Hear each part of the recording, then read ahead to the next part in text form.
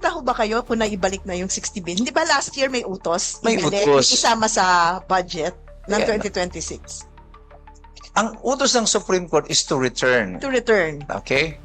Ang ginawa ng gobyerno is not to return. Tuwang-tuwa pa silang inaanunsyo. Hindi nga namin basta in-return. Ni-replenish namin.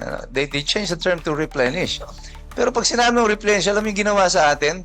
Kinuha nila yung pera ng PhilHealth. Tapos sabi ng Supreme Court, isolin nyo yung pera.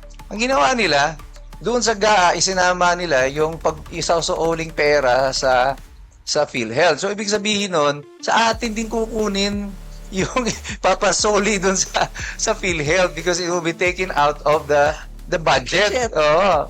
Kasi, wala na yung pera. Remember, sabi ni Ralph Recto, yun daw pera na yan, no, mga agencies na kagaya ng PhilHealth, natutulog lang naman daw.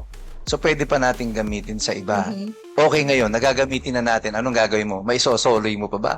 Wala na, nalusaw na eh. Nandun na nasa flood control eh. Hindi naman self-sustaining yung mga projects na pinaglagyan mo yan na pwedeng magkakaroon ng return of investment. So nasunog na yung pera. So what do they do now? Kasi inutos ng Korte Suprema, tayo na naman magbabayad. Diba? Dagdag na naman yung contribution, dagdag buwis naman. I think we are the most taxed nation in Southeast Asia or probably in Asia. Tayo pinakamataas na buwis na pinagbabayaran mula lahat ng ating kilos, sa ating galaw, di ba? Lahat yan binubuwisan. At lahat ng expenses na yun ng gobyerno sa ating kukunin, pambayad ng utang, pati pambayad ng mga ninakaw. This is ridiculous. Ito na lang, noong ko pa sinasabi ito, pag uwi nyo sa bahay, tingnan nyo yung inyong mga bill. Usong-uso yung bill ng Meralco eh. Pero hindi ko nakikita dinidiscuss nila ito.